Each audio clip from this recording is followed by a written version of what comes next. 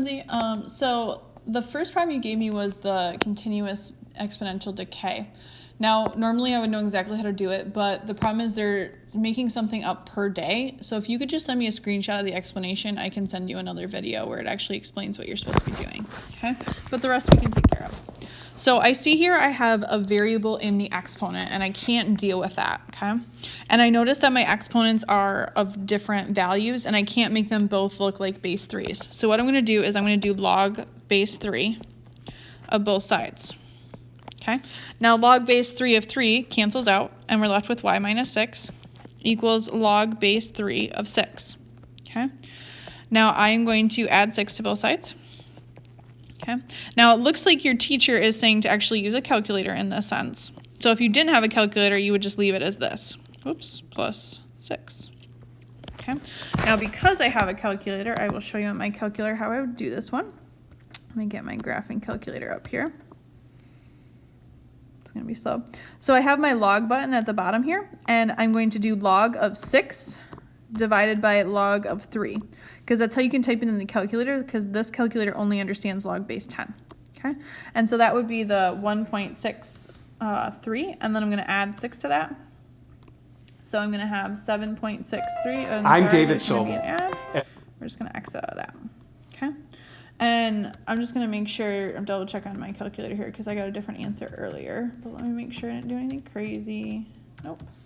All right. So again, this is how I typed it into the calculator. I did log of 6 divided by log of 3, and then I added 6 to it. And that is approximately 7.63 since it said round to the nearest hundredth. Okay.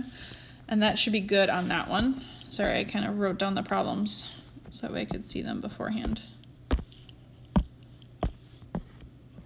Okay. All right, I'll just circle that for you. All right, now looking at this one, I believe that was a minus there. Okay. So notice here we have a log base 4. So to undo a log base 4, I'm going to 4 both sides. And when I say 4, I mean I'm going to make 4 the base and everything else the exponent. So 4 and log base 4 cancel out, so I'm just left with 4x minus 7. Now I have 4 to the 1 power. Now that could be a 2 power, like if this had been a 2 here, it would have been 4 to the 2 power, right? Well, 4 to the 1 power is just 4, and now I'm going to solve like I always have. I'm going to add 7 to both sides. I get 4x equals 11. I would divide both sides by 4. I'm going to get x equals 11 over 4. Okay? All right. So now we're going to move on to this next one. Now this next one, you need to know the log rules. So if we're subtracting 2 logs with the same base, then we can take their insides and divide them and make them 1 log. If we're adding 2 logs of the same base, then we can multiply the insides. Okay? Same goes, we can go backwards if we need to expand it. If they're multiplied on the inside, then we can separate them out. And if they're dividing on the inside, then we can separate them out by subtraction. Okay? So if I'm looking at this, I see I have some subtraction here. And since I'm trying to figure out what x is, I need to get these log base 8s together so I can actually get rid of them. Okay?